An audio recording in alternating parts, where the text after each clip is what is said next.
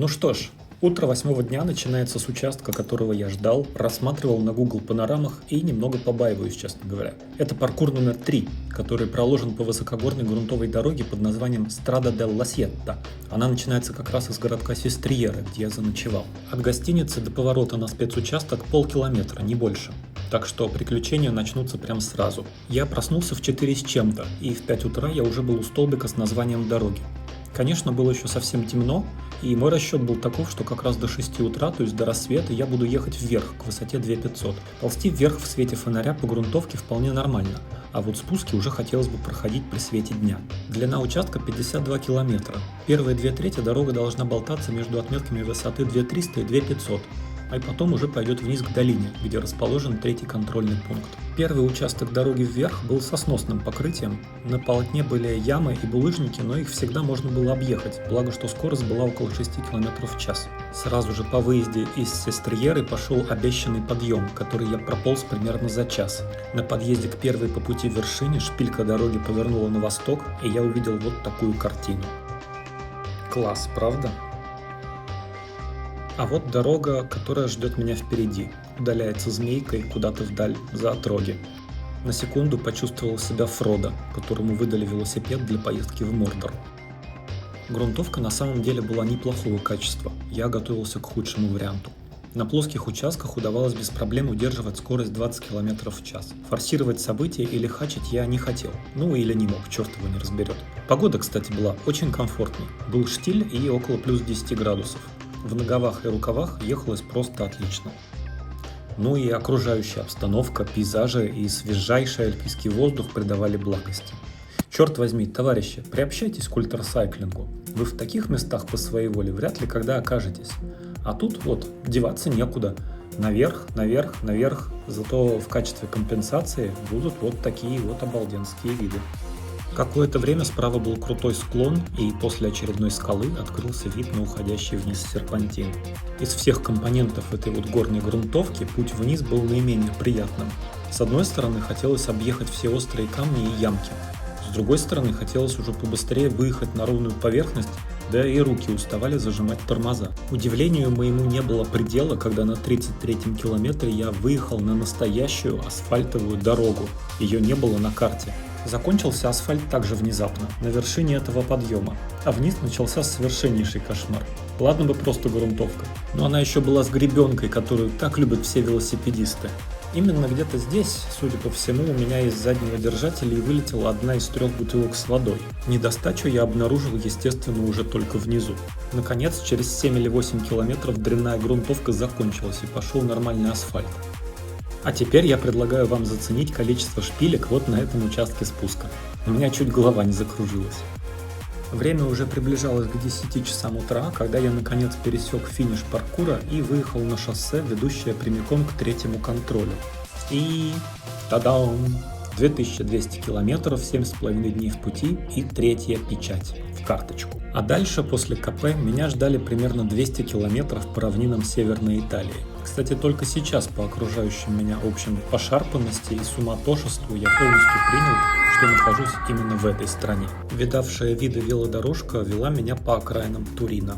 Максимально непримечательный и эмоционально ровный маршрут, и было трудно поверить, что всего лишь пару-тройку часов назад я ехал по горной грунтовке и наблюдал величественные Альпы. Теперь же я пробирался через городки-спутники Турина, эдакие условные Химки и Мытищи с их убранными в асфальт улицами, нависающими эстакадами, развязками и похожими друг на друга домами. Пока мимо мелькают непримечательные городки, есть время рассказать о моем плане на следующие несколько суток. Сейчас мой путь лежит на юго-восток, примерно через весь итальянский Сапог в город Бари. Это порт на Адриатическом побережье Италии, откуда ходят регулярные паромы в Албанию. До него мне от того КП, где я только что отметился, примерно 1300 километров, из которых примерно половина условно ровная поверхность, а остальное – холмы и горы. Будем считать, что это 4 дня пути по 300-330 километров в день. До парома мне предстоит проехать по 100-километровому паркуру, проложенному витиеватой змейкой по белым грунтовым дорогам на холмах Тосканы. известным по веломероприятию под маркой Леруэка. После этого спецучастка, если жив останусь, поеду на 4-й контроль, расположенный в небольшой деревушке Пачентро в горной местности к востоку от Рима. Сразу от Пачентро начнется еще один обязательный участок – подъем на один из Апеннинских перевалов. Ну и оттуда уже можно ехать прямиком к парому. 300 километров по плоскочу вдоль Адриатики. Но вернемся на знойную плоскую равнину к югу от Турина и Милана. Я поравнялся с девушкой из Англии, Джессикой Вуд. Вообще, женщин на гонке было очень много, примерно четверть от всех участников. Вскоре мы разделились, и я в одиночку въехал в город Асти. Да, тот самый, который Мартини Асти. В этом приятном городке я удачно завалил в кондиционируемый супермаркет и восполнил запасы провизии, конфет и напитков. Здравствуйте, подписчики. Стою, отдыхаю. Вот в супермаркет сходил, купил себе напитков. Есть абсолютно не хочется в такую жару, поэтому пью сладкое. Сок, кока-кола. А здоровое питание будет после финиша, видимо. Все-таки стало жарко, хотя с утра было очень приятно, но сейчас немножко за 30. Слава богу, пока спустился с гор, и гор неровностей пока каких-то нету. Еду по равнине, которая вот рядом с Турином и Миланом. Ну, довольно скучно. То есть дорога, справа кукуруза, слева какая-то смолотая пшеница, какие-то домики, какие-то склады, машин много. В общем, как-то тягомотно. Не знаю, докуда я сегодня доеду. Но тут очень все урбанизировано, поэтому думаю, что найти какое-то пристанище будет несложно. Выговорившись, так сказать, я поехал дальше, через урбанизированную сельскохозяйственную житницу Италии. Жарко, липко, пил как верблюд в последний раз перед угоном в пустыню. Иногда, надо признать, попадались симпатичные старые городки с аутентичными улочками. Но сиеста, потому улочки были пустынными и тихими, и казалось, было слышно, как раскаленный воздух плывет над мостовой. Пару раз показалось, что еду где-то по городкам вдоль Золотого кольца. В первую очередь из-за церквей с колокольнями и местами щербатому асфальту. Но отсутствие желтых труб газопровода, идущих в 3 метрах над землей по верхней кромке заборов, сразу же возвращало в суровую итальянскую реальность. Городки, поля, городки, кукуруза, щербатый асфальт.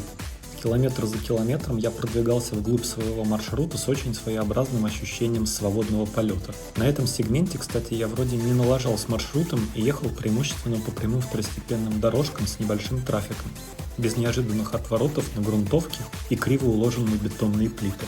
Около 6 часов вечера зарулил в супермаркет, поужинал и закупился на вечер. Заодно присмотрел гостиницу для ночлега. Я подъехал к южному краю большой равнины, и дальше меня ждали очередные горки. Решил, что больше 100 километров за оставшееся до сна время я не осилю, и запланировал ночлег в городке на побережье. Дорога постепенно и очень незаметно пошла вверх, а пейзаж мне показался знакомым. И действительно, скоро я узнал эти места. Ровно по этой дороге я ехал год назад на бревете 1001 милья Италии. Правда, тогда мой проезд пришелся на ночное время. Теперь же у меня появилась уникальная возможность рассмотреть здешние лесистые холмы в лучах вечернего солнца. Жара наконец отступила, но на охоту вылетела какая-то мерзопакостная, хотя и не кусачая, мошкара, которая мелкими черными точками прилипала к коже на руках и ногах. Продохнуть от нее я мог только в пределах небольших городков, а на лесных участках дороги она снова вылетала. В одном из городков, к неудовольствию продавщицы, я успел заскочить в закрывающийся через 5 минут супермаркет за одноразовыми салфетками, чтобы хоть как-то облегчить свою участь. Заодно заправился питьевым йогуртом и подчерствевшей булкой. Скоро стемнело, и с вершины пологого перевала я скатился уже в ярком свете переднего фонаря. Остаток пути, около 40 километров, дорога плавно спускалась по узкой речной долине к морскому побережью. В желтом свете натриевых фонарей все время попадались небольшие деревушки и какая-то прочая дорожная инфраструктура. После подъема в 4 утра, горного начала дня и почти 17 часов в пути уже начинало хотеться просто остановиться и заснуть на первой остановке. Но все же перспектива доехать до мягкой кровати и душа перевешивала чашу весов. Так что все же дополз до гостиницы и ровно в полночь получил ключи от комнаты. Завтра гори все огнем, но я не уеду прочь без включенного в стоимость завтрака.